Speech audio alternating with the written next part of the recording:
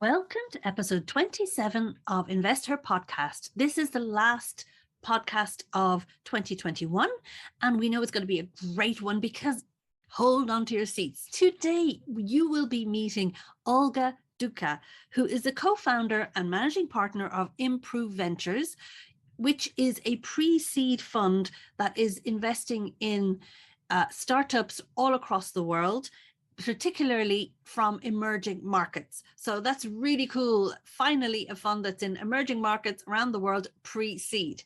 Fabulous.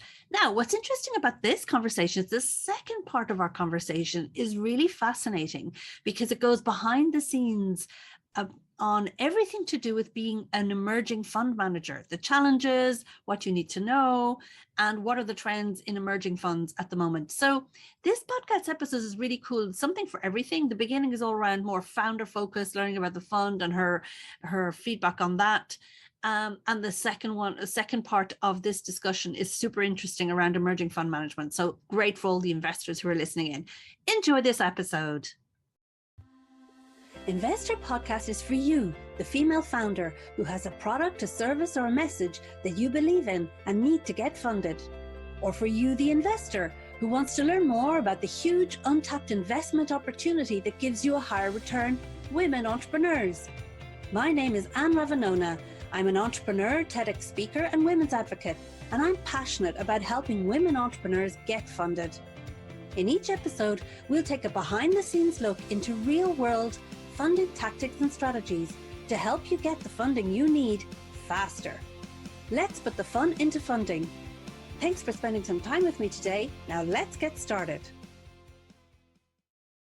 Great, so welcome everybody. It's another funding conversation brought to you by Global InvestHer, and I am your host, Anne Ravanona, founder and CEO of Global InvestHer, and today I am thrilled to have with me the wonderful Olga Duka from Improve Ventures. Welcome, Olga. How are you? Thanks. So cool to be here. Hope everyone is doing fine today. It's getting a bit late, and I assume people are still working. So we have people still working because we have people from all over the place who join us, Olga, which is great because we have people from the US and so people as well from Europe. So for those later in the day and for those in Asia, they're an early time for sleep. So we're welcome to have you with us. So let's get started. I like to kind of warm up with this kind of easy question, Olga, so people get to know you. Can you tell us a fun fact about you, something we may not easily find on the internet? Let's get to know you. I do pretty decent photography. Sort of semi-professional photography, been doing that for 20 years. And I do portraits of friends and random strangers and portraits of cities. I mean, I treat cities like beings. Let's put it this way. Ooh, I like that. I treat cities like beings. I like this. I'm going to pin your video, so we're just going to see you on big. That's better. I want to see you because you're the star today. Okay.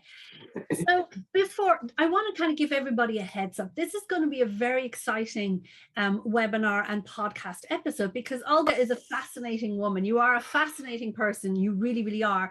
She's so brilliant. She's so many brilliant ideas. And what I love exceptionally shy. Well, I don't believe that for a second, but if you are, we will respect that, but we're going to make sure that we get you.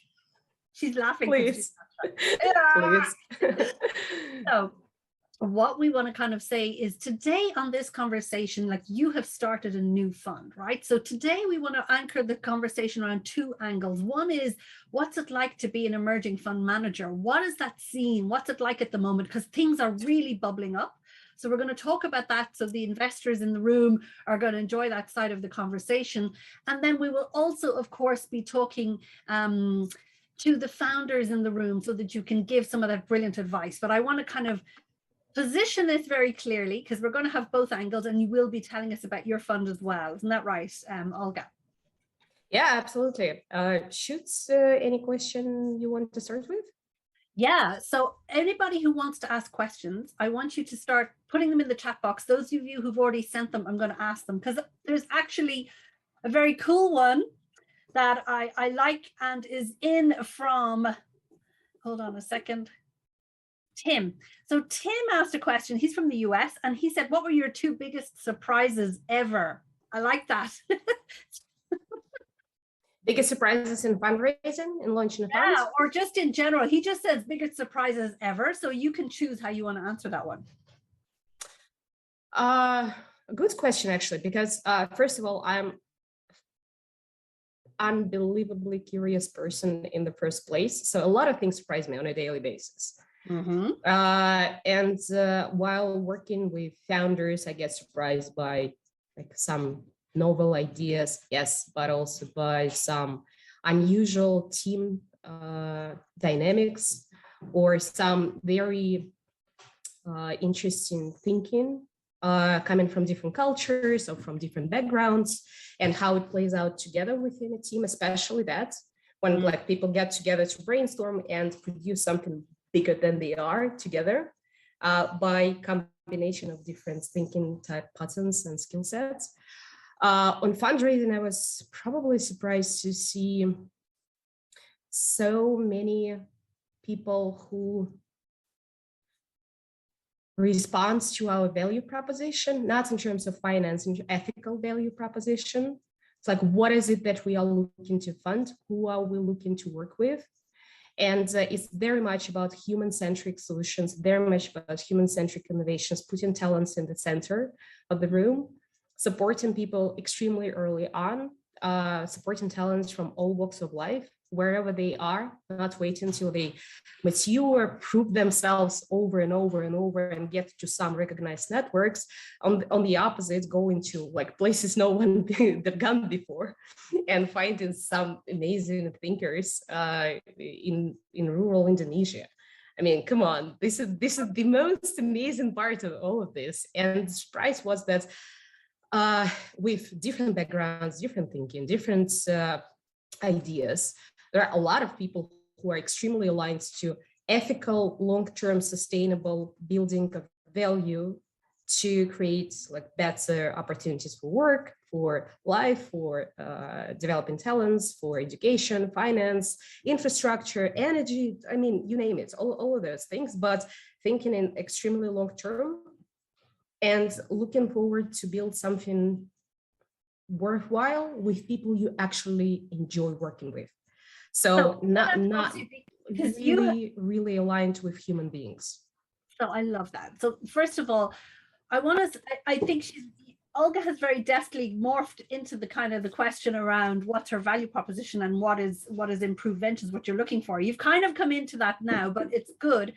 What I want you all to know is that what you see is what you get with Olga. She's an incredibly smart and curious person. It's always interesting when you ask a question, how they answer the question.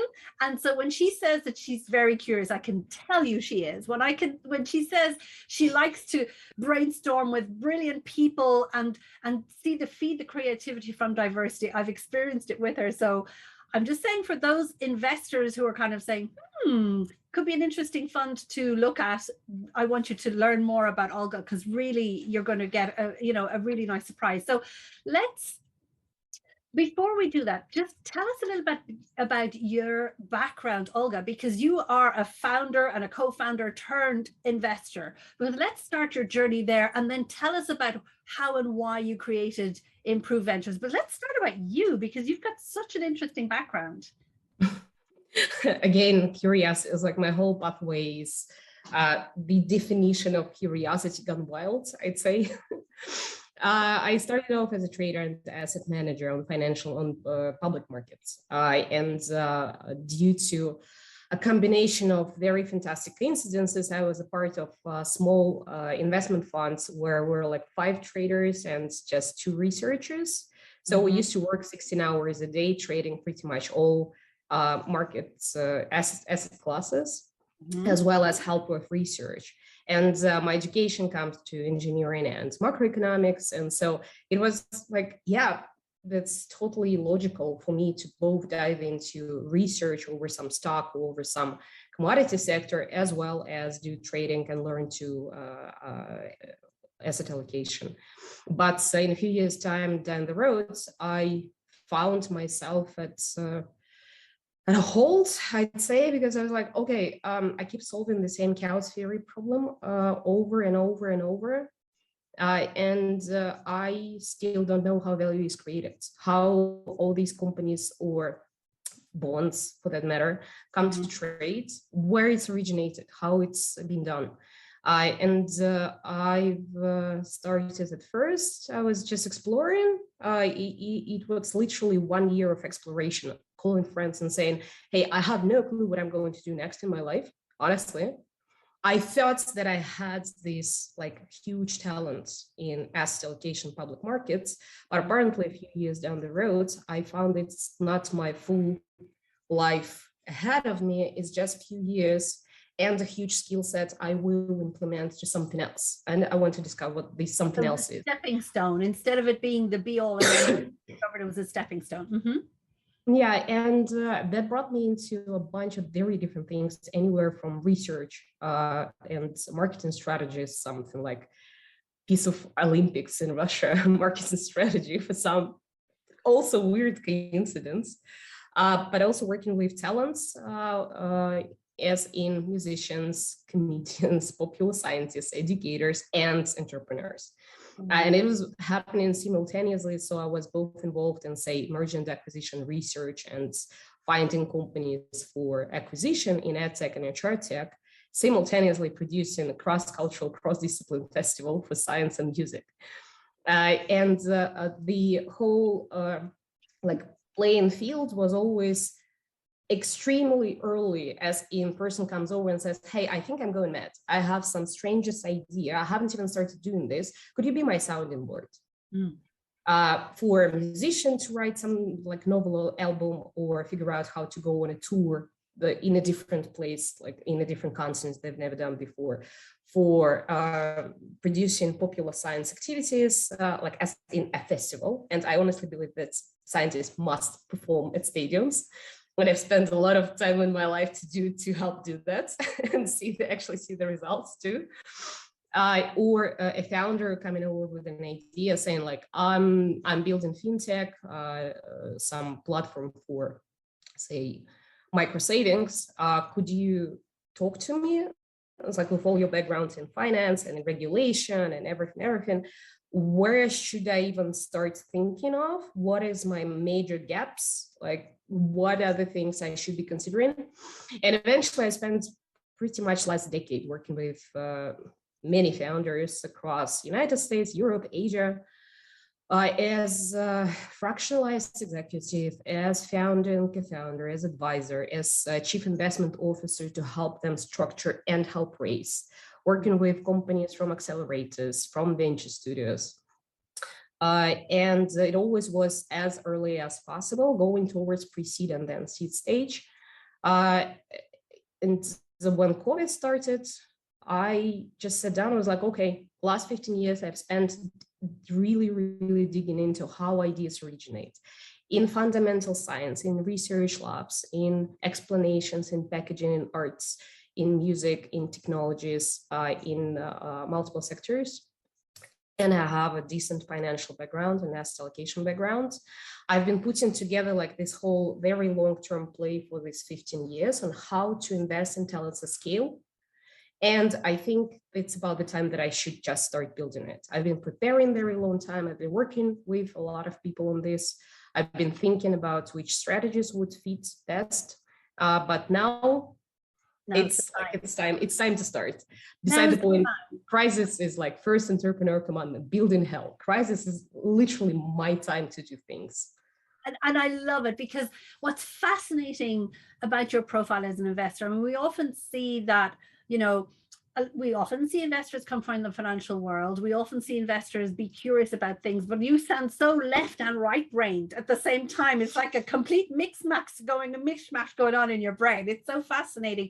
What I'm hearing as well, Olga, from you is that you're very analytical. You know how to spot talent. You can see the seedling of an idea, and you know the potential it has probably way before the person who has that idea realizes it because you've been exposed to all these things.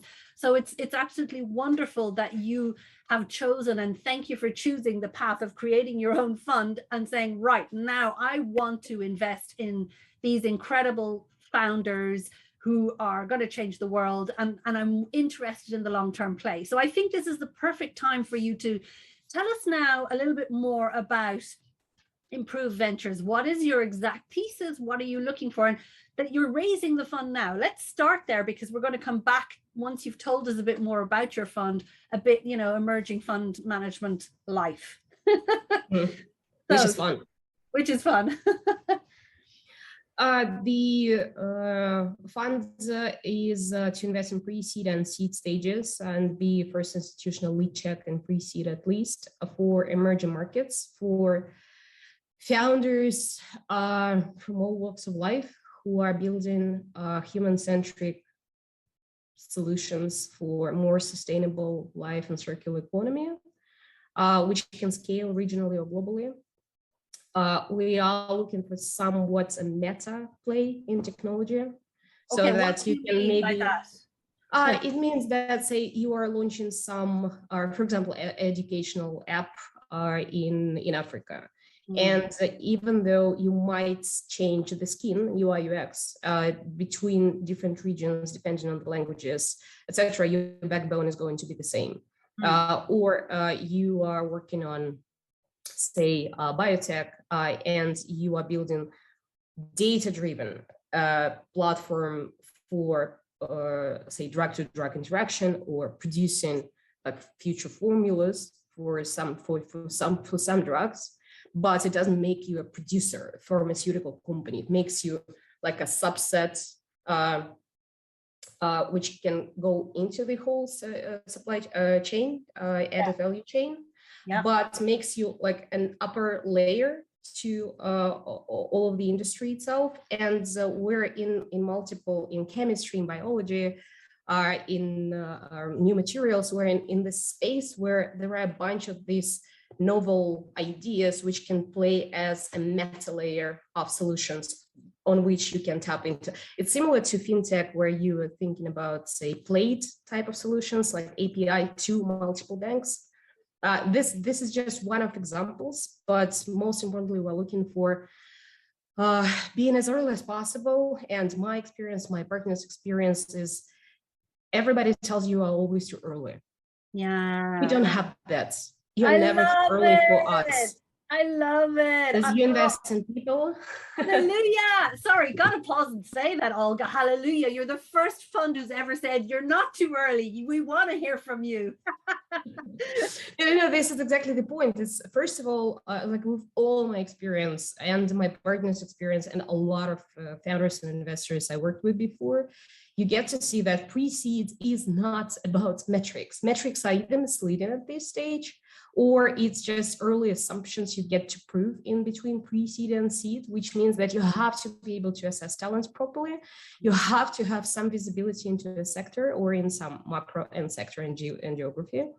And you have to understand if this is feasibly going really truly scalable or not. And like one of the examples, I worked with musicians a lot, hence I'm fully aware of event management system. I've seen 300 platforms for tickets in the last decade alone. Wow. So whenever I'm seeing next ticket platform, first of all, like you have to understand that I know the whole market inside out. Seen it all. I know the bottlenecks. I know the structure of the market itself with certain oligopoly, I'd say, across at least several major geographies. And so unless you are building something entirely different, it's not going to be truly scalable, at least from our thesis standpoint. And unless you are building something which allows musicians to earn as much as possible directly from fans, it's not going to be disruptive for music tech as well. So when you start thinking in these terms, you clearly understand that here is one part for talent assessment and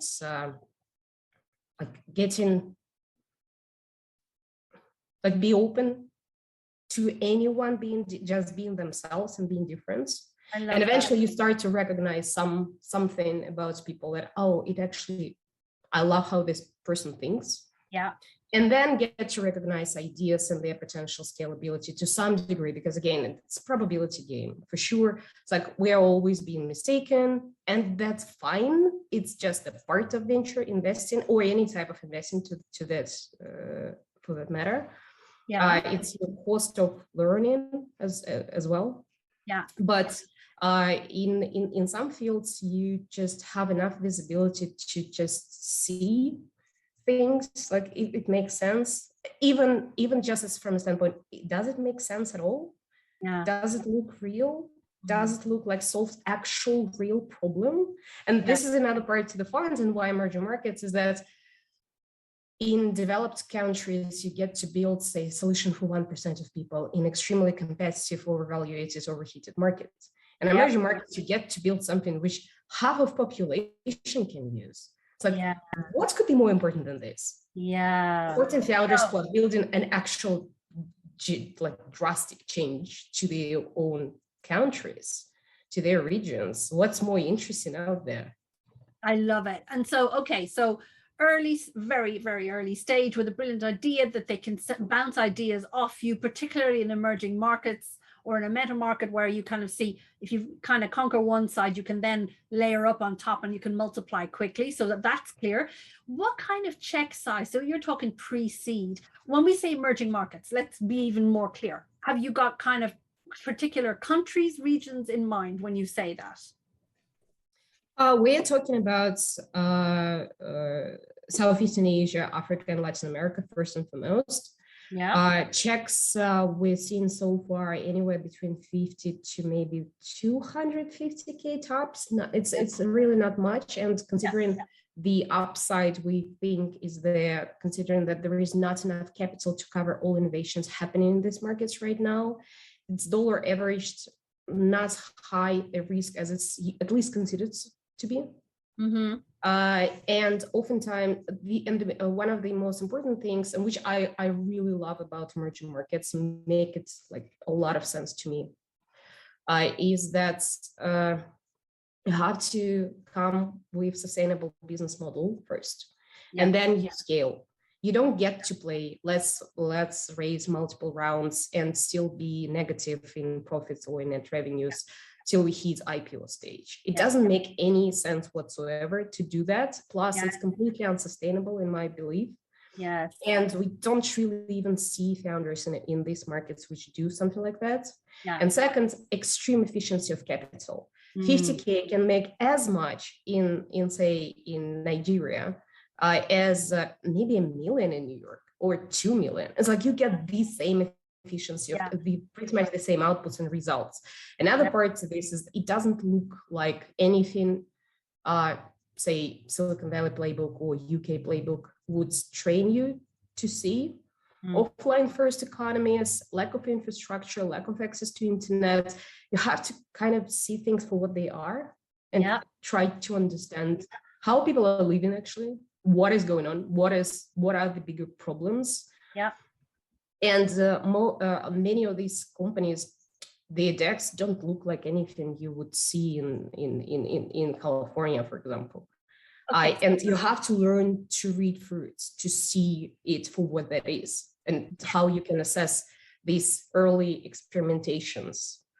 So, and this is why you would be a very exciting fund and different fund for these founders and for potential investors to invest in you. I can say that, you can say that, but I can say it. I think it would be an interesting thing because you have that deep understanding and knowledge of the cultural differences in the areas that you're interested in, number one, but you already understand how the game is kind of played, as you say, and how the money can go much further.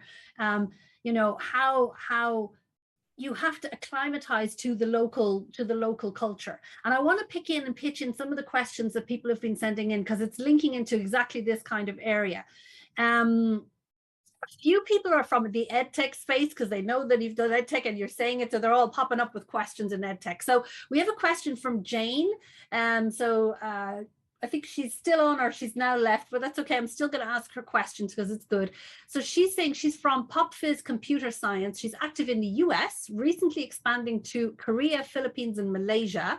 They teach children age 8 to 17 code, how to code. She would like to hear about your EdTech journey and your interests. So that's the first question on EdTech, like what's your EdTech journey? Now, real quick, tell us your EdTech journey super fast and your interest, because then I have other EdTech questions coming behind.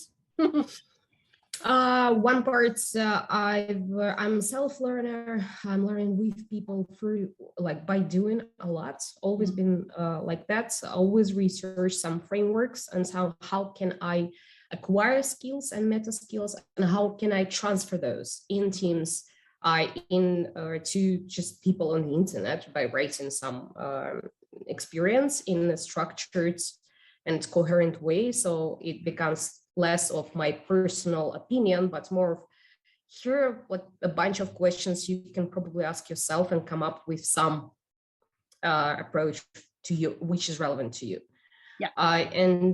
Then I was teaching economics, mathematics. I was teaching trading as well at some points. Afterwards, I was invited for researches, fundamental research on markets for sure, but I was also part of Foresight in Education, which was a major initiative launched from Russia in 2016-ish, I think, which went on to California, and we gathered 300 experts from all around the world, anywhere between KIST and KAIST in Korea to Stanford and Harvard professors to join us, plus startups, plus venture capitalists. And it was 2 days long, multiple strategic sessions, which were like putting together complex different viewpoints coming from different types of stakeholders. Surprisingly, this book and map and infographics we produced afterwards is just becoming relevant, which is fun. Because back then you were like early adopter thinking that education should be around a human being. And after COVID, it was immediately apparent for parents at home, for people outside, that yes, this is obvious. Yes, absolutely. And last few years, it was just for some teachers, for some innovators, for some founders, for some investors, but we haven't even seen what EdTech could do. In my the world has woken up. We had to feel the pain. That's the thing, because you're a forward thinker, you're a visionary thinker, and you really do that meta analysis. We had to feel the pain until we would start listening and wake up. And that's why it's really good that you share your background, because actually one of our InvestHer community members is online with us now, she sent in a question. So her name is Susan Taffer, Dr. Susan Taffer. She's an incredible education specialist as well. And I think you two ladies need to talk. And that's why I said, Susan, be on this webinar. You got to talk to Olga.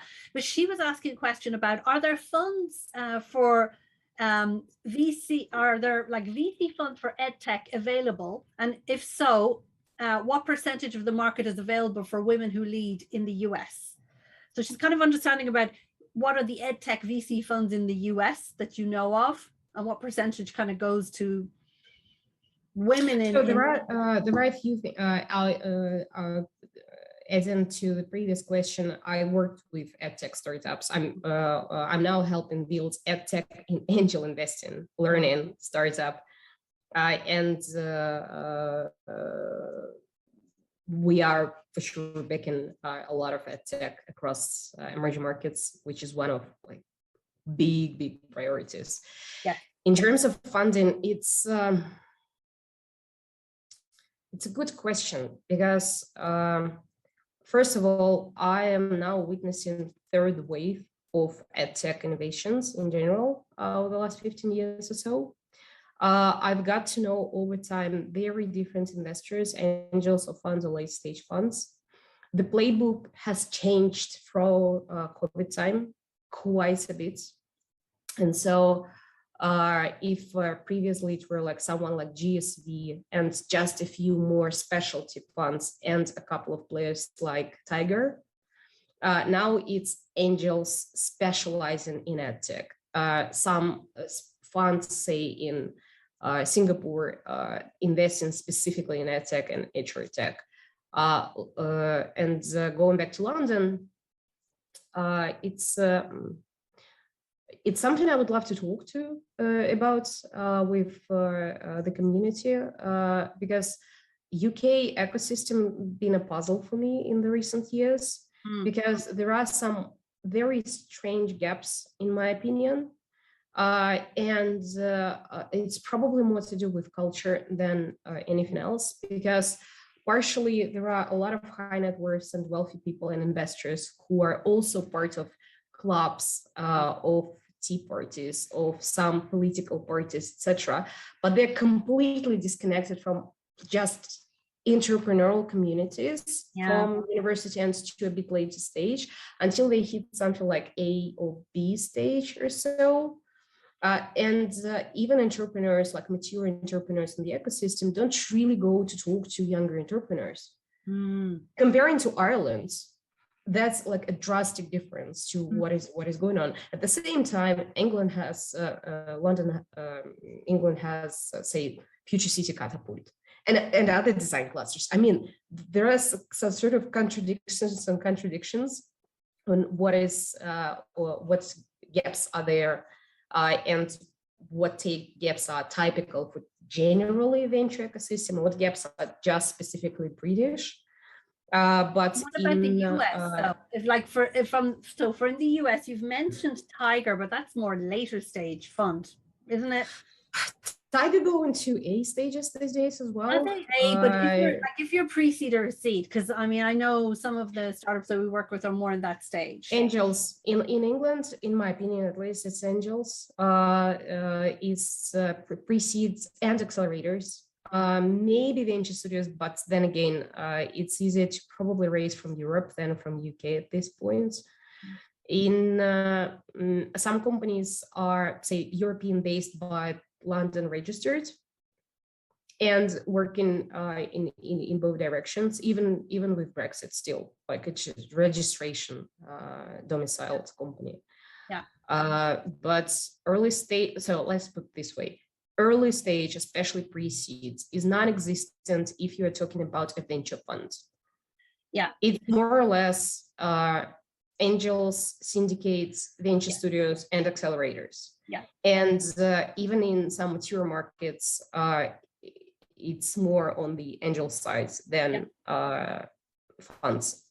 Okay, so I don't want to spend too much time on it because we want to cover so many things, but there's one question, Margot J. Baines. Now she's got an EdTech question, which is a bit different. She said she's building a self-esteem based learning platform and a gaming app that uses behavioral mental health and gaming to help kids feel better about themselves.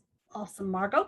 She's been told she's not really EdTech. So what would you say, what box would you put her in? If she's not EdTech, how would you describe what she does? Good question. Partially, I guess it falls into feedback to behavior in various forms. If this feedback helps on their acquiring learning skills and learning journey, it could be soft skills at tech, probably. So as I don't really know what is it within, it's hard to say, but I can say that the whole niche of just paid feedback is going to be a niche in itself. A continuous feedback loop to what you've learned so far, where you want to learn next, how you can acquire novel skills, who you can work with project-based or go to work or continuously study or launch your company or go to work for some corporate. And this continuous feedback loop is something which can help you like reintegrate what you know into a working framework you can rely on. So oftentimes something you need to like move to the next level is just to talk to someone. Yeah, keep going. You got stuck for a minute. Go on. Talk to someone and get sort of a feedback. Oh, yes, you've done this. You seem to be getting this result and you seem to be acquiring these type of skills. That actually is enough for our neural networks to like reshape the whole perception of what you can and cannot do and where you skill at. So the thing is, so you're answering that because you have deep sector knowledge, right? I'm just flagging this. And what I believe Margot is kind of wondering is like, okay, to the investors who don't understand this sector, what box do you put me in? Where do I knock on the door? Like, it's like some people are telling me I'm not edtech. You're clearly are saying, yeah, you're a super niche of edtech, and this whole piece of behavioral and feedback loop is going to be critical in the future. But that's because you deeply understand the what she's doing. So where would you look if it's not in edtech? What I'm trying to say is that unless I understand the user journey, I can't say for sure, because it could be mental therapy. It could be gamification and like acquiring soft skills, which could be probably gaming and learning, not fully. It's a part of edtech anyway, but I mean, it depends on what is being delivered, because it could be a part of mental health, and then probably it's a different segment. It could be a part of gamification of learning experience, and then it's some, say, soft skills and getting kids to acquire something like being curious. I mean, loving to learn is already a great thing to have. It could be a feedback to skills being acquired as well as your mental health. So your like internal engine, your internal stability, like getting to know how to manage yourself along with learning process, which I think is important for kids. So that can place her into different sectors. But then for us, it's like it probably will be okay. It will be cross-discipline. That's fine. Some investors, it will be really important to like, you should be here, then we can take a look. Otherwise, we don't know. But it's for her. What I'm trying to say is for her to call it, because she thinks about some competition. If her competition is in edtech, then she is in edtech or on some cross with like mostly leaning to edtech. Regardless, whoever else is trying to tap her into, because a lot of people will try to put you in different boxes. Don't listen to them unless you're properly sure that you are mistaken, you've done your research and you actually agree with the feedback, as feedback should be like taken with a grain of salt, I think. Yeah, I love that. So first of all, she just gave some, she says, exactly, great feedback. And she was saying that she has 130K in revenue, uses in 12 countries and 60 school contracts. So that's awesome, Margot. This is amazing. It's like fantastic. This is just amazing. Why, you know, you need to kind of talk to her and find out. For sure. Also, in the end of the call, there will be my contact. Let's chat for sure. And Susan as well, who had to leave, is like, she definitely wants to connect. Right. So I like what Karen is saying as well, because Karen is just reiterating what you're saying. She's saying it's hard when you don't fit neatly into traditional startup boxes. Absolutely, Karen. We all agree with you on that one. Now, I want to just really quickly come to the question from Lindy. So Lindy Wafula from Kenya. So she's into social entrepreneurship. So she is saying that she works mostly with village women at grassroots of Kenya, her entrepreneurial, but lack collateral. Replace a security with banks for micro loans. How could you invest in us? That's a good example, because like she's pre-seed, she's in your emerging market. Can you answer that one? It all actually usually starts with a deck and a call to get to know, to just talk. Not a pitch call, just to talk. And see if it's a fit for us or maybe a fit for someone else. And what I actually found over the time is that we're more aligned with, say, specifically, say, African investors and angels than with international global investors coming to Africa in terms of understandings and values and alignments and like ability to go early as well. And oftentimes it would not be a fit for us for whatever reason, but we know like, oh, it actually does make sense for this particular fintech fund or fintech angel in the area like you should talk to.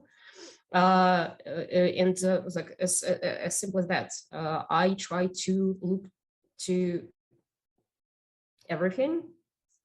I may not have the time to actually respond to everything in time. Because we get several thousand deals a month.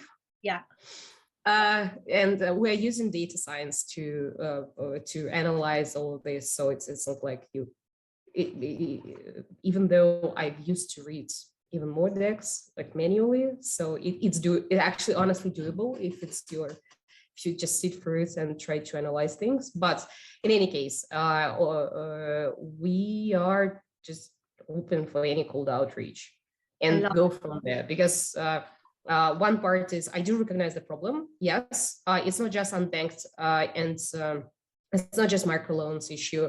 It's systemic broken infrastructure around finance in Africa, and in Kenya, it's also a hardcore regulation. Normal banks don't even understand what a self-employed person is, or startup, or small local business, unless you hit some like really big threshold, and that is not the case oftentimes to support. And there are a bunch of local initiatives, anywhere between just funding female entrepreneurs or loaning to fintechs being built in the region right now. Yeah, I mean, I do. I mean, and thank you for answering that, because it was a super detailed question. I hope that helps, Lindy. And as you can see, obviously Olga can't give all the information here and now, but you've got a good feel for it, and you can see she knows her stuff, and she knows also what's happening on the continent of Africa with regard to funding and so on. So I'd suggest you kind of hook up with her after. We will tell you that now. But I want to come back, Olga. Let's talk more about emerging funds as an asset class, right? So let's kind of zoom out a little bit and then come back into for our founders. So for all of those investors out there, and just briefly, so what is emerging funds as an asset class? Let's start from the very beginning, because people may know of kind of the big key funds have been around forever, who've done fund after fund after fund. What is an emerging fund? Let's start there. And what is it as an asset class? So first of all, there is a contradiction in it. What we operate as of today differs from the traditional definition of emerging fund managers. It used to be someone who starts their fund 1 or 2. So first, maybe 4 or 5-ish years into investing. Yeah. Meaning that you don't really have a provable track record as in numbers. Yeah. Or it's not a number which can guide an investor to say, yeah, it makes sense. This portfolio, this fund is going places. These days, it's, I'd say, skewed towards first fund, first close, first fund, solo GP, venture studio sidecar funds, something which is just being launched, much like pre-seed startup.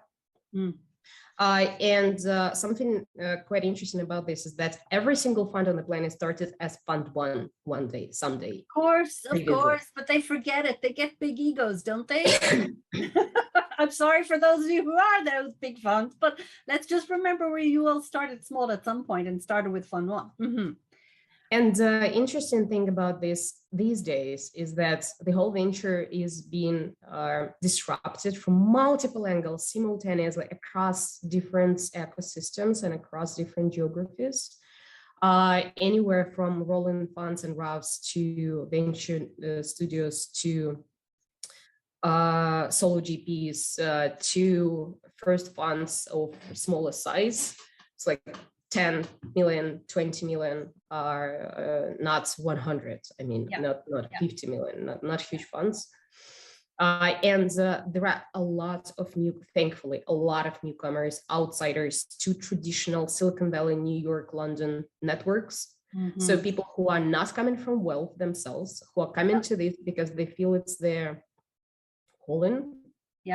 And the job they are fully prepared to do, understanding the high risk, high uncertainty in building the first fund.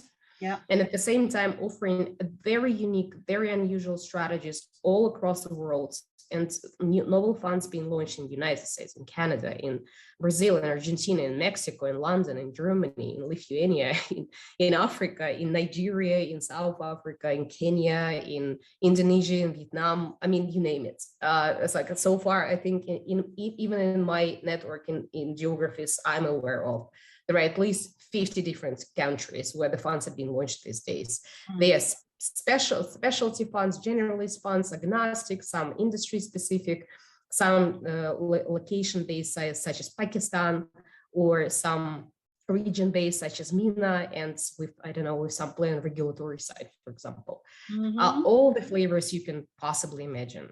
And cool thing about it is that the first fund of an emerging fund manager is the first and last opportunity to invest a reasonably small and also like dollar risk weighted check into something which is going to grow quite fast, quite soon. So if the first fund you're raising is 20 million, then your first close is around probably 2-3 million. And you may accept checks of even 50K, which is comparable to, say, angel checks easily. Yeah. But as soon as you get to the first close, you are starting to ask for checks of maybe 1 million, half a million, 1 million, with all the like different limitations of how many LPs you can have as a legal structure, but also what would reasonably make sense. But if you are successful, then the next fund is going to be 60, 70 million, and checks of 50, even 250K doesn't make any sense. So in this very first inning of novel funds, you get to be aligned for a long-term generational funds in some strategies which probably would make sense to you in some geography or in say in climate change or in sustainability.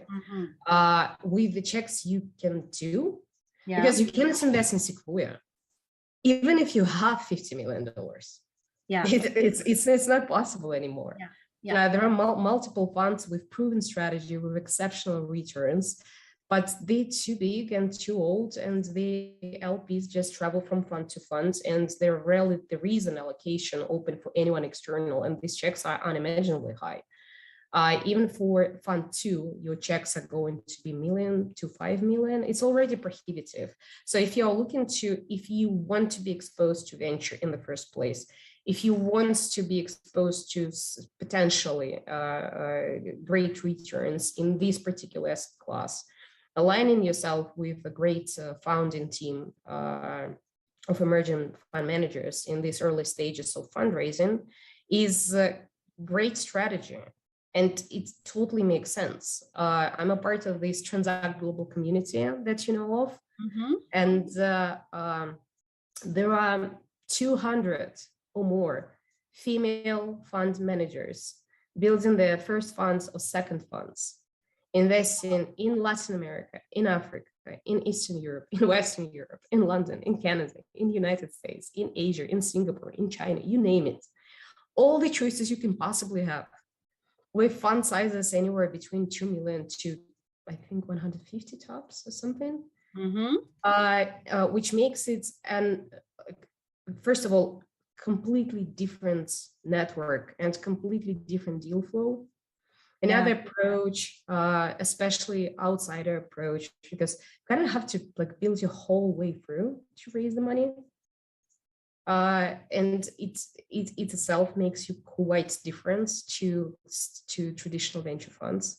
Well, what I'm seeing as well, though, Olga, because so let's pause there, because I think it's so exciting. And what you're saying is, hey, like emerging funds are an incredible opportunity. If you get early in the very first phase before their first close, if it's a small fund, as you say, if you can get in the first 2 to 3 million, your 50K can go so much further. You won't have that opportunity. So you could be putting that 50K into a startup, or you could be putting it into a fund. Both. It could be both. You know, that's the whole point, that you get exposure to some specific deal flow and a portfolio along with your existing investments, but also you're getting exposed to an entirely different piece of venture ecosystem, which is being formed right now. And so we all talk about that we need to support female and diversity founders more. This is exactly this. There are 200 funds who are built by women and diversity founders, partners. They're investing in someone completely different. And what I love about what you're saying is two things. It's like, hey, this is an incredible investment opportunity, incredible opportunity to make an impact, to learn, to have fun, to have access to new networks that you wouldn't normally do. And that's what you're saying. It's like, this is a very exciting path that you should explore and could explore alongside investing in a startup as well. Why not? If you have that disposable income, invest a chunk in an emerging fund and then invest a chunk in a couple of startups, because you're going to see different sides of the table and you'll be exposed to different deal flow. And I think that's a really, really exciting message that you're sharing, Olga. And I also see, and thank you for sharing about Transact Global. I've typed in a little bit about what you were saying into the chat box for those of us who are with us live, and for those who catch the podcast and are listening, just check in the show notes because I'll link to that. The other thing though, it's interesting, what I'm seeing is that emerging fund managers, not only do they, when they're raising their funds and they close their funds, when they have enough money themselves, they tend to invest in other emerging fund managers. I'm seeing that happening, and that's beautiful. Tell us about that. What's your experience on that? Well, our whole conversations around, so partially was that there are 2 to 7, depending on markets, geographies, etc., % of all money allocated to women in the first place. And like less than 1% to diversity women. All of this is just completely ridiculous. Totally. And basically there is this whole sheer force of change saying, okay, we are going to raise money ourselves. We are going to invest in all of this diversity, all that you can possibly imagine we always wanted to do across race and gender and sex, you name it. And we're going to cover like the rest half of the market, which is now just completely invisible. And another part of this is like, let's reinforce the message in multiple ways, like be angels, be scouts, build our own funds, be angel investors, invest in each other. If someone in our community, latest stage fund, they are very much aligned with what we're doing, and with a few more funds, like much smaller. And they're like, yeah, as soon as we fully launched and we figured out all our budgeting and everything, and we figured our personal money as general partners, we want to get a small check to you, to you, to you, and to you, so that it's our deal flows are like matching. Either by stage or by some geography or by some later stage scale, depending. But there are multiple layers of how we can cooperate. And one of those is, actually being an NLP in our funds. Same for us and for me personally. Yes, I want to see more exceptional investors helping build these companies at scale. So it's not like one startup at a time, it's multiple startups getting covered by multiple funds. And so investing in other funds and supporting them on their journey is also important to me and to us, as we're considering one of the vehicles in the future as not fund of funds, but something like much simpler, something just extremely early small checks to general partners in emerging funds. And I was recently talking to someone on Twitter, and I was like, if you would write me like 10 million, I will deploy them in 1 month time. I already have a deal flow of emerging fund managers. Like we have a deal flow of exceptional founders. And I've been exposed to whatever is happening in venture ecosystem right now. I'm exposed to solo and solo GPs and fund managers. I'm like, give us 20 million, we will deploy them in 6 months in founders in emerging markets. Give us 10 million, we will deploy them in 20-ish, around 20 more funds in a month. I mean, it's not a joke. We've been all through this together in the last couple of years. I for sure got to know their teams, their phases, where they're coming from, their strength. I can pitch instead of them. Much like with founders, I can pitch instead of them. I don't need to like dig deeper and understand. We get to talk, we get to work together a bit. And we're like, it totally makes sense. We want to invest. This is absolutely wonderful. And then I can talk instead of the founder easily because I deeply understand what they're doing. Partially from my background, but partially from just empathy. I mean, come on, empathy-driven funds. It shouldn't sound like insanity. I think it should be normal. I love it. You've just set the sound bite. You're saying empathy-driven funds shouldn't sound like insanity. It should be the norm. I love it. And you're so right. Okay, so tell us a little bit more. So you're currently raising your first fund. What has the process been like? So you're raising what? You're raising a 20 million euro fund, correct? It's a question which we can actually discuss on air in this regard, but I think I'm fascinated with the journey of fundraising. Yeah. Because you get to see exceptional thinkers all the time, and you get to see more and more aligned people what you do every day. And for sure, it's like much like for founders, for fund managers, it's the same. You have to have patience.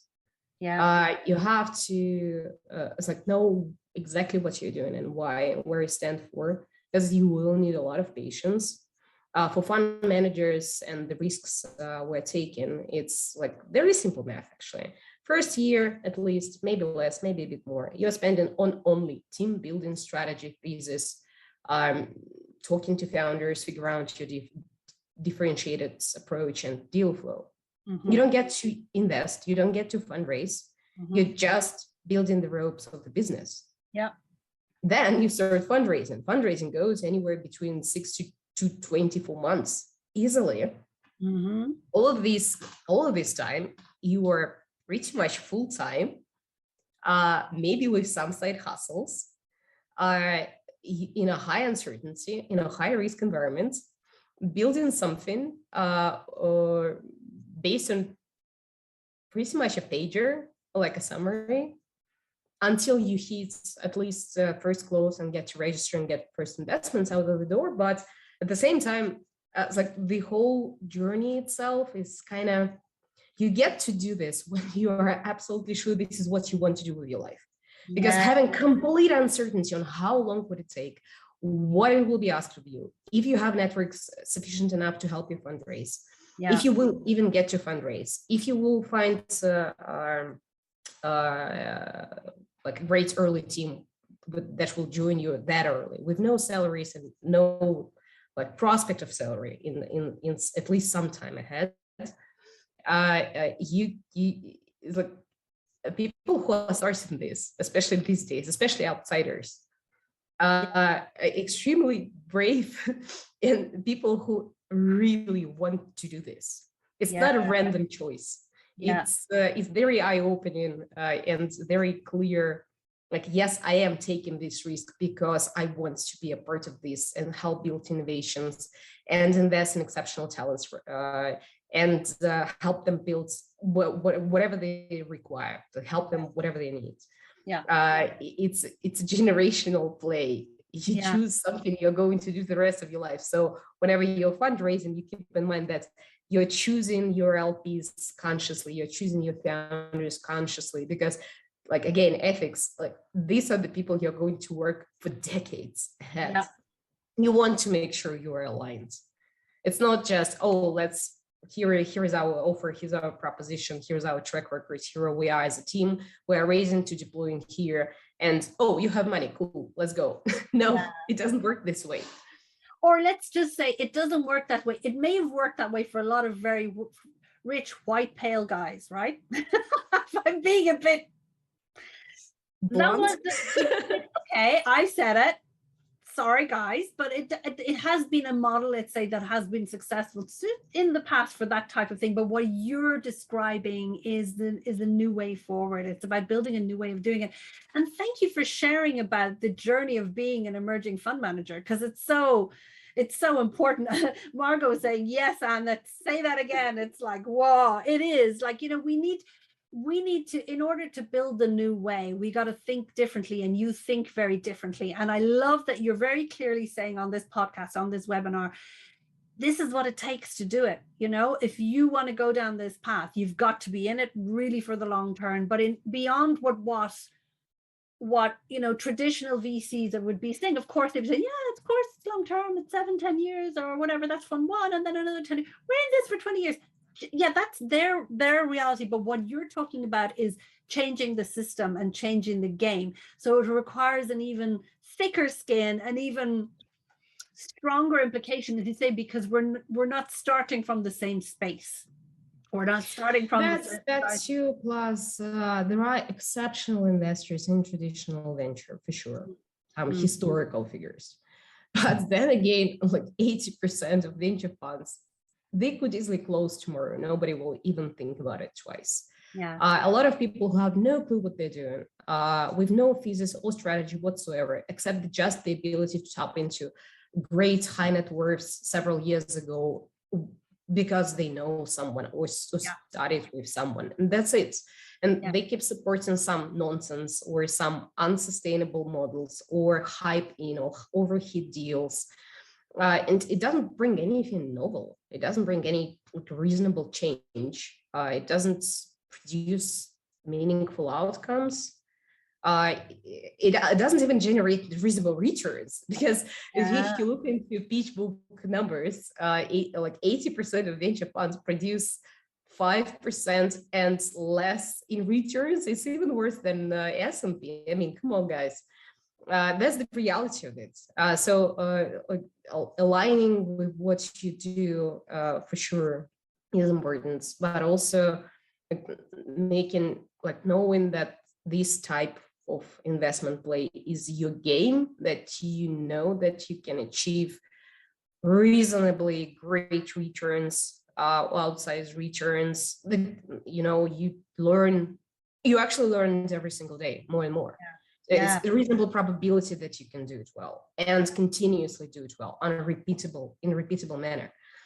And the novel emerging fund managers are coming over because they know they've done it before, not in the form of venture firm, for example, but they know they've done that before, and they know that they can find something completely unusual and outside anyone's viewpoints and see it hit crazy numbers like 100x returns in a matter of a few years, because they tapped into something rare, but also tapped into their deep knowledge and their belief in people. There are many, well, to be honest, it doesn't even have to be a venture structure, It could be private equity or hedge funds or funds of funds. It's less to do with the structure. It's more to do with what exactly you are doing with money, how you're managing other people's money, who are you working with, what is conflicts of interest, how you're solving them, what is it that you're trying to achieve. And if in this asset class, you can reasonably outperform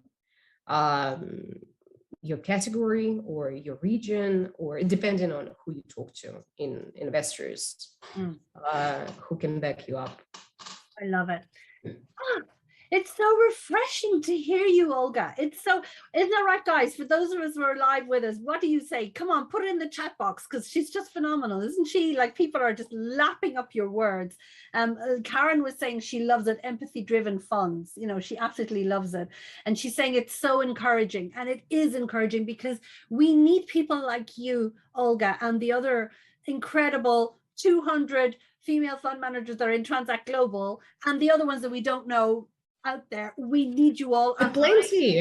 I think every now and then I get to meet founders who are also angel investors, and I'm like, this is awesome. Partially, you have both hats simultaneously to your own business, but you're also continuously deploying to the ecosystem outside. There should be more opportunities to invest, even with much smaller checks. There should be more investors, definitely more investors, to leverage the whole value creation. So to deploy capital at scale in multiple companies and founders. I do believe that there should be some vehicles which will finally support normally small local businesses, not a venture type of return, completely different financial structure, completely different approach to structuring the investments itself. But there should be more ways to support talents, to invest in, say, in a scientist, in a musician, to let them just do their work, to support fundamental research, to support small local businesses, support communities.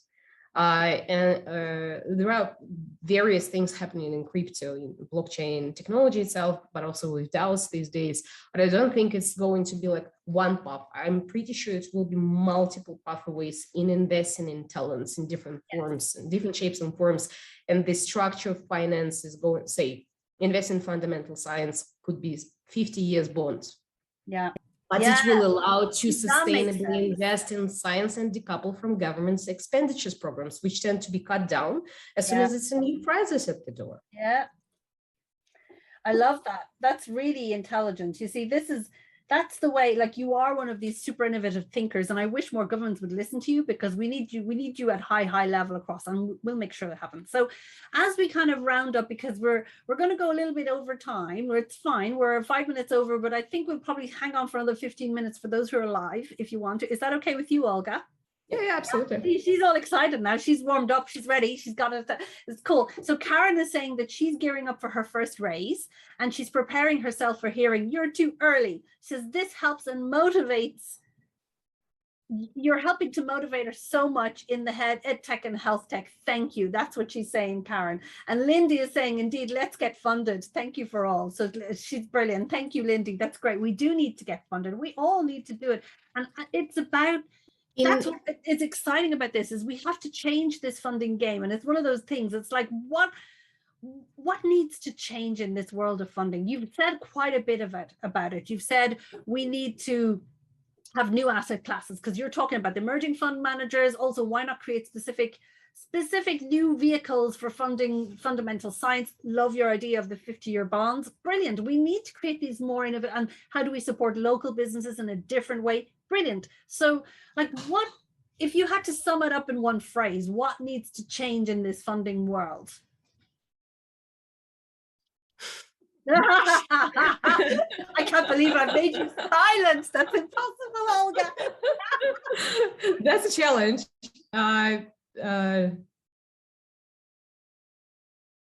Be authentic.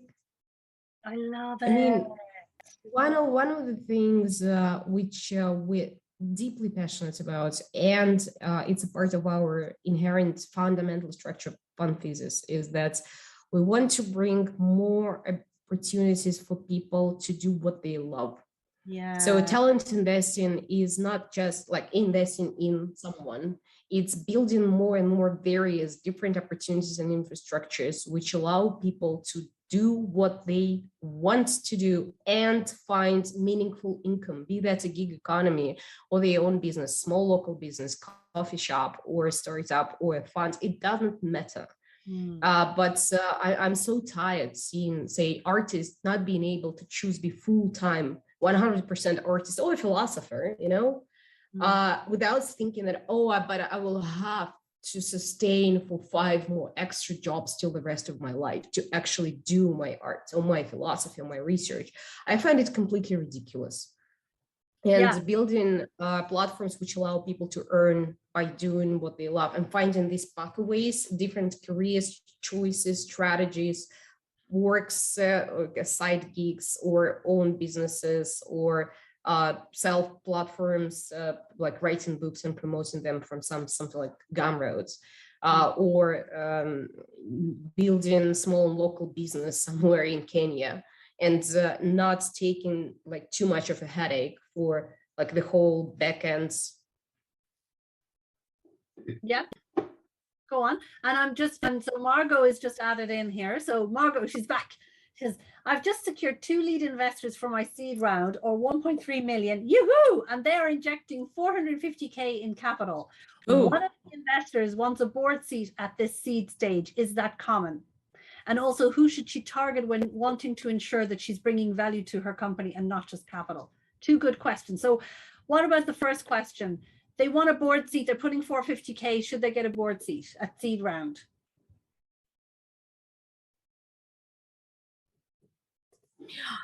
There are two quick. Do you hear me?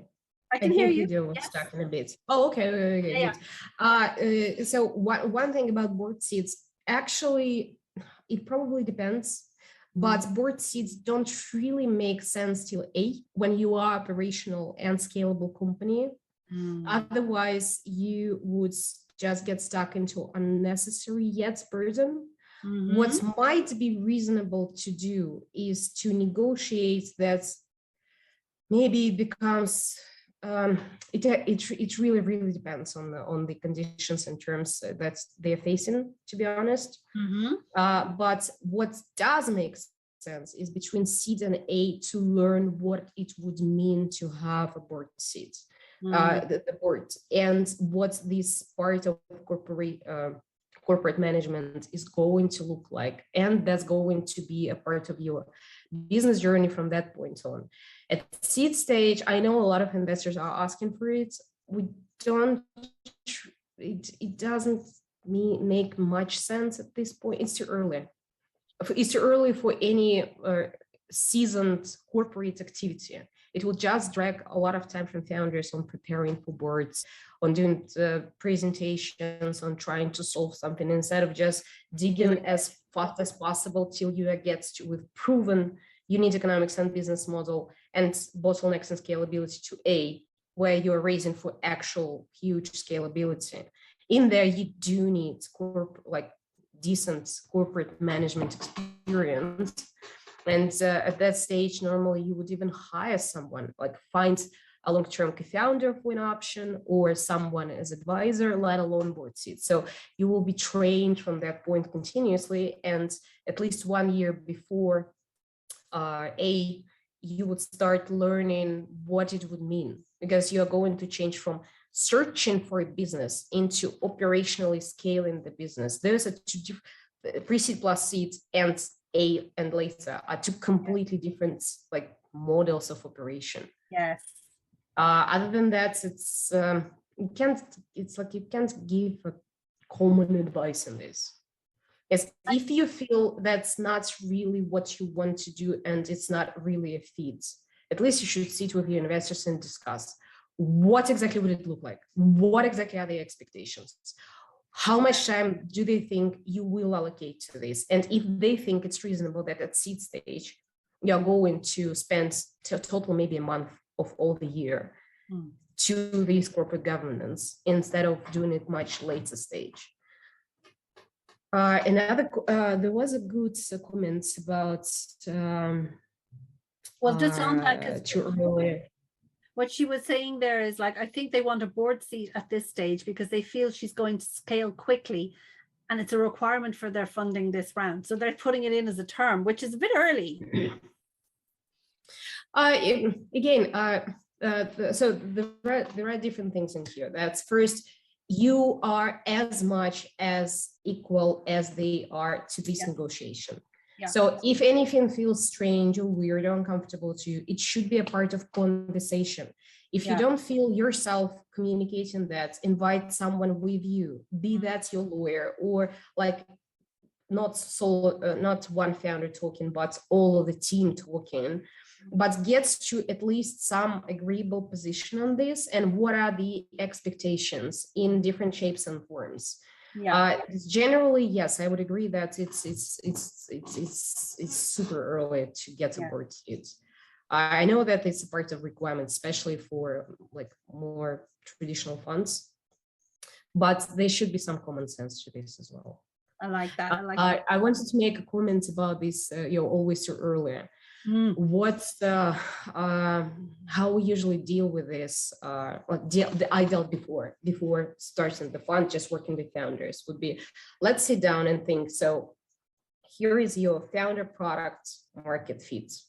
You are uniquely positioned to build this specific thing in this particular market with expectation of venture type of growth. Who would make most sense for you to have on a cap table today to get to the next stage tomorrow? In different ways, to next stage of fundraising, in next stage of revenues, proven unit economics, you name it.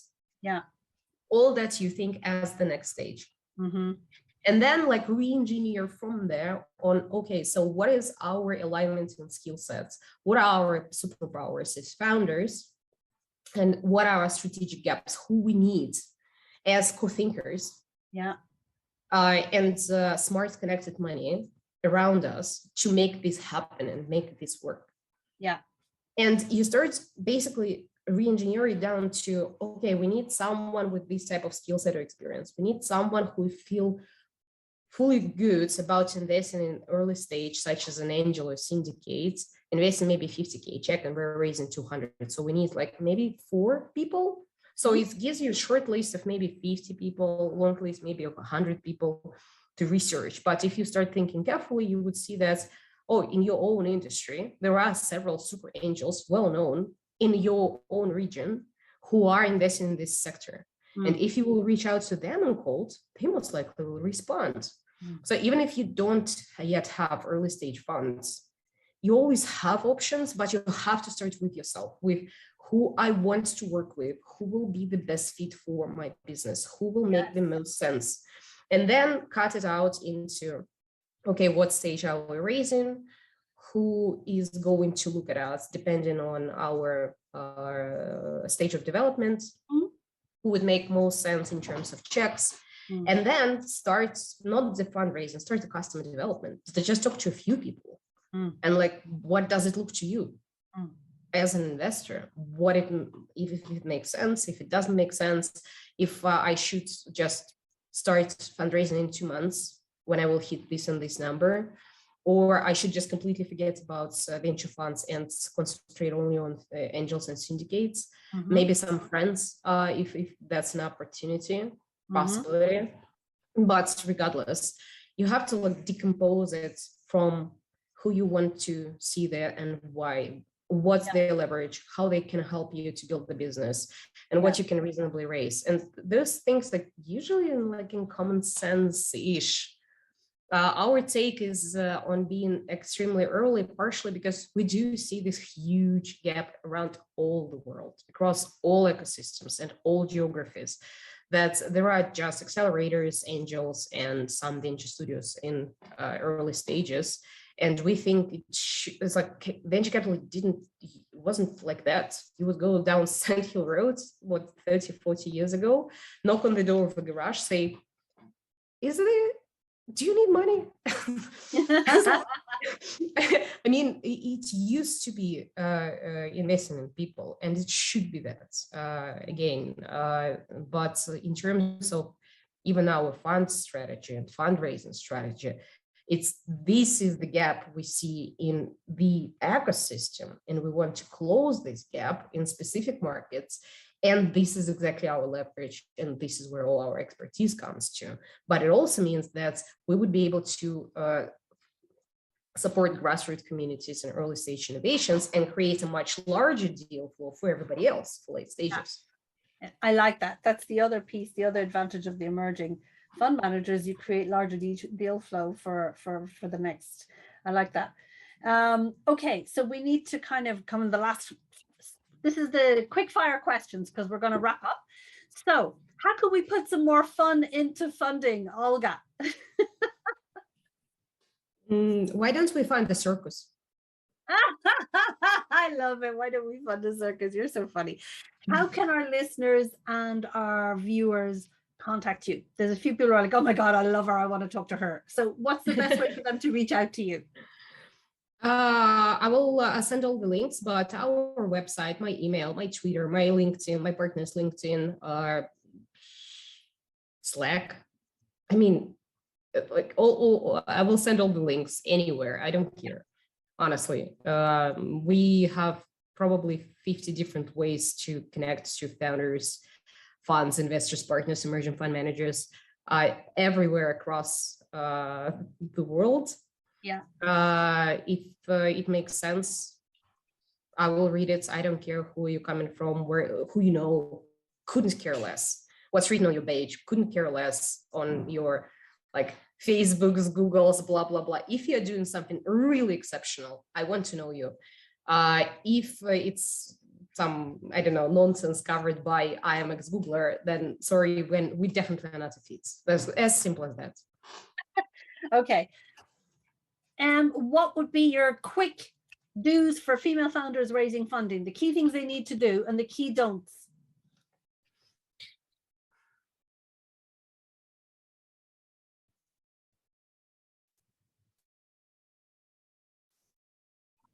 One thing I think common for everybody is specifying your uniquely positioned founder to build this particular product in this particular market as specifically as possible. Like, why you? Nobody else. And the trick in here is that recognize your own and your team's superpowers. Yeah. Nobody can copy you. Yeah. So the better you understand your unique superpowers and how they get to play in the product you are building, and all your experience, all your pains you want to solve, all the things you see around you want to like make better, the easier it is to actually invest, because there is like a strong resonance between who you are and what you're building. Nobody can copy you because nobody can be you. And that's like one part. Like being quite open about what venture funds is. Not necessarily it's like venture capital, not necessarily if it fits for everyone. Yeah. You could be using crowdfunding, crowd investing, rolling funds, strategic investors, building to mergers and acquisitions, doing acqui-hire. There are so many options depending on your strategy, your vision, what's your like exit mentality in this. If you want to do this, not in terms of finance, in terms of I want to work on this for the next maybe 5-ish years and then do something else. Like, what is your way through? What will be the most reasonable thing to do this, to build up to some level and then say sell to someone, or do an acqui-hire, do an acquisition, or find a strategic investor and rehire the team and sell shares to the team. There are so many options, but you have to be very clear on what are you agreeing yourself into. And if venture is your type of play, then you'd rather, like, you would yourself actually want to know that you're aligned with this type of growth and you know why you're here, what are you doing, and how different you are in the field to be competitive, to be investable, like all of those things. In other parts, for specifically for female, I guess to like be aware, there are a lot of assholes, predators, toxic people. Yeah. And whenever you feel even slightly uncomfortable, it's the only reasonable thing to do is to say, okay, thank you, goodbye, and put this person to a block list. Just forget about it. Yeah. There probably will be enough of people who would be forcing you to do something or telling you, teaching you, mansplaining you, like all this kind of bullshit. The better you know yourself and more confident you are in what you're building and doing, the easier it will be to trigger a sense of uncomfortableness and run away from this immediately. So like just not be there at all. Trust yourself, trust your guts, and don't let that. I love it. Okay. Yeah, and we kind of there are a lot of things happening right now in across female communities around the world in these workshops on how to deal with, say, predator or with sociopathic person as a founder, as an investor, as an angel. Like there are a magnitude of issues out there, and there are a bunch of things happening around the globe, like sharing knowledge, red flags, playbooks, what to do with this, along with how to build pathways, whom to talk to whenever you are looking for your investors. There is a huge network of female angels and founders. I will send a bunch of links actually on this one. Yeah, you're going to share networks of managers, of angels across Europe and United States, at least, some in Latin America, some angels who only deploying in female and diversity LGBTQ driven businesses. And so that also helps.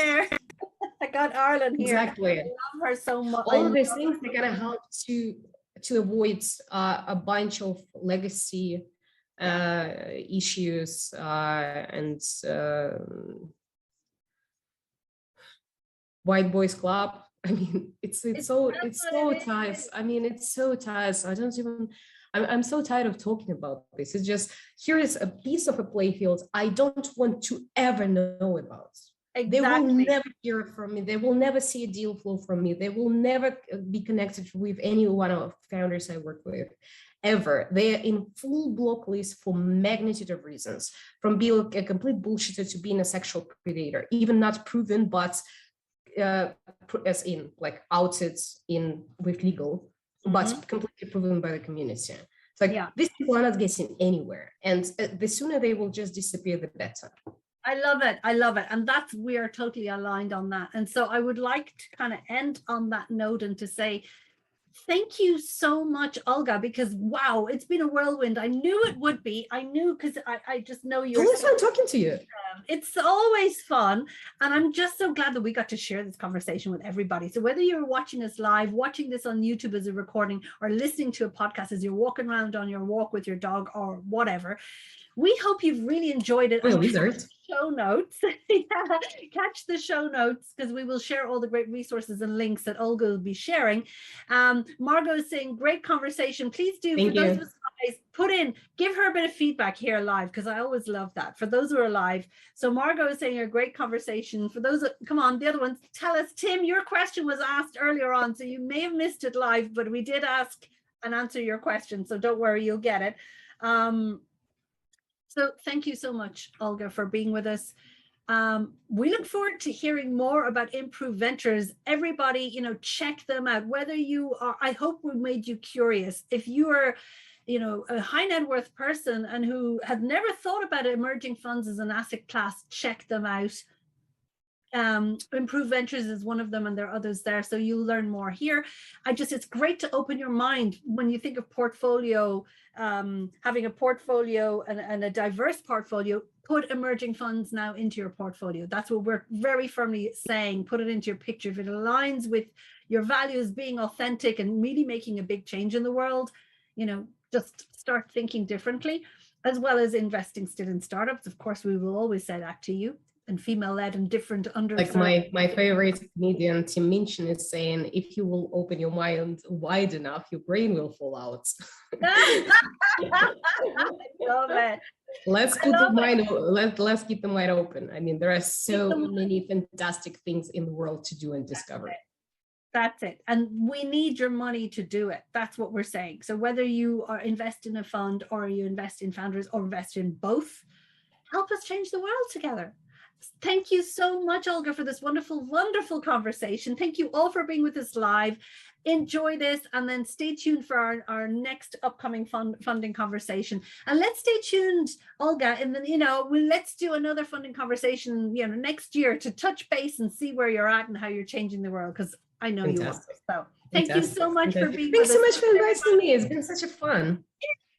It's been so much fun. We've gone well over, but hey, I think we got some people right till the very end. And thank you to all of you who've stayed right till the very end. We appreciate it. Thanks, everyone. Thanks, everyone. Attention is the rarest form of generosity. I thank everyone for that. It really is. Very well said. Thank you. And we really do. We're grateful for you, to the listeners. You love this. Share this podcast episode when it comes out. Share it with everybody. You got to listen to Olga. You got to miss it. You got to meet her. What she's got to say. Thank you all. Take care. Have a great rest of your day. Bye. Thank you for listening to InvestHer podcast. Don't miss more great funding tips and insights by subscribing to the podcast on Apple or your favorite podcast host. And while you're there, I'd love you to rate and review the show. We'd love to hear from you. So if you'd like to send in some questions, interact with our guests, or suggest other great people we should feature, join our community on the Flick InvestHer group, or send us a message on investherpodcast.com. Want more great resources for female founders about funding? Check out our InvestHer Academy at academy.globalinvesther.com. I'm Anne Ravanona and look forward to having you with us again for our next episode. Let's put the fun into funding and get more women entrepreneurs funded.